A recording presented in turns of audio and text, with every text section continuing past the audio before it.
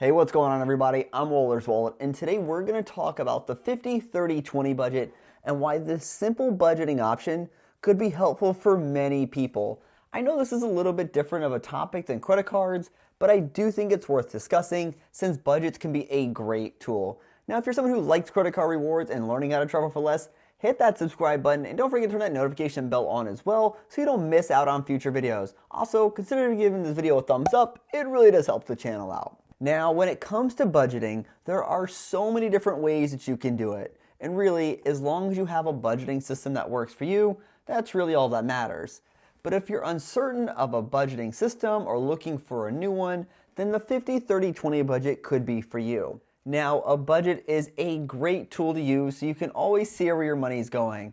And having an idea of where your money is going can help you make better financial decisions and help you reach certain goals, like buying a house, paying off debt, saving money, and a lot of other things as well. So what is the 50-30-20 budget? Well, the 50-30-20 budget is a simple budget broken down into 3 easy steps. 50% of your income is put towards your needs, 30% of your income is put towards wants, and 20% of your income is put towards savings or debt payments. And what's really important to know is that this is based on your after-tax income.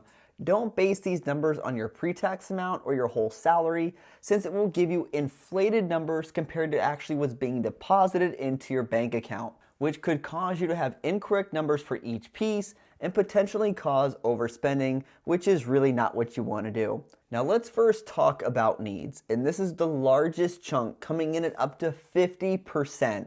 And needs are things that you're required to pay, such as mortgage or rent, student loan payments, groceries, medical expenses, utilities, car payments. These are the things that you need to survive and the required debt you need to pay. Now, it's important to know that this section is really up to 50%. If your numbers were to come in less than 50%, then we can adjust other parts of this equation. The main takeaway here is that your needs should be at most 50% of your after-tax income. If you're under 50%, great. There's no need to increase it to hit 50%. And what's difficult for people is differentiating between what is a need and what is a want. For example, is Netflix or Amazon Prime a need or a want? Or is your internet a need or a want? And for me, since I work online from home, the internet for me is a need. But while I have Netflix, it's definitely a want. And figuring out what your needs and wants are can be extremely tough for people. And if it's something you can live without, then it should go under your wants. Now let's talk about savings. And the saving portion comes in at 20%. And this isn't a section where it's up to 20%. It should be 20% of your post-tax money. And this includes putting money into retirement, like investments or even an emergency fund. Now, depending on who you talk to, the amount of money you should have in an emergency fund will vary from 3 months up to 1 year.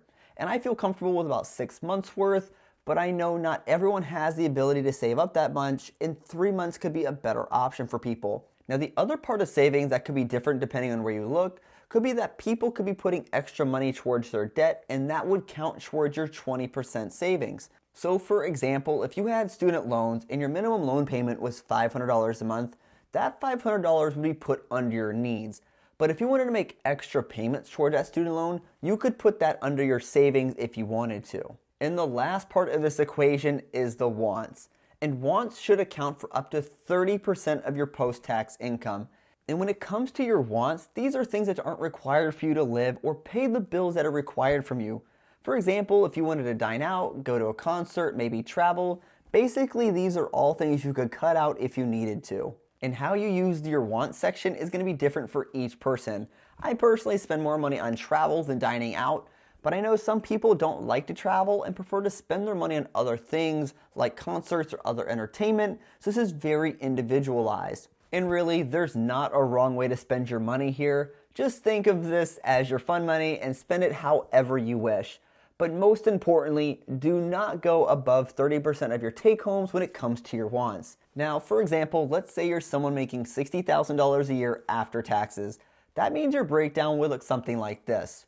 Your needs would be up to $30,000 a year or $2,500 per month. Your wants would be up to $18,000 per year or $1,500 per month. And your savings would be $12,000 per year or $1,000 per month. But what if the totals don't add up? You'll notice really the only fixed category here is savings, and that should be at least 20%. Needs and wants top out at 50% and 30%. But if those categories aren't at the top of the threshold, what can you do? You can reallocate those funds. For example, if you spend 40% of your post-tax money on needs, then you can move that other 10% to other categories. If you wanted to save more money or pay off more debt, or maybe you wanted to book some cheap plane tickets somewhere, or even split it between savings and wants. So this budget does allow for some flexibility, and it's a very simple budget for people to use and build on, or just use to get their feet wet when it comes to budgeting. Then you can move on to other budgeting systems if you find this one to be too simple or maybe not detailed enough for you. But the 50-30-20 budget is a simple way to manage your finances and could be an option for you, especially if you're someone who's new to budgeting. Or maybe you're someone who lives in a lower cost of living area, and this could be beneficial for you since you might be more likely to stay under that 50% spending for your needs.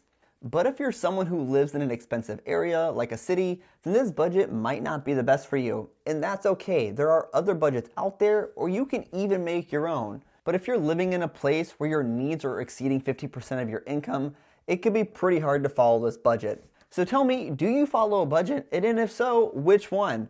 Hey everyone, thanks for tuning in this video. If you want to help support the channel, a simple way would be using some on the website or in the description below. And if you know somebody who could benefit from this video, feel free to share it with them. And until next time, safe travels and take care.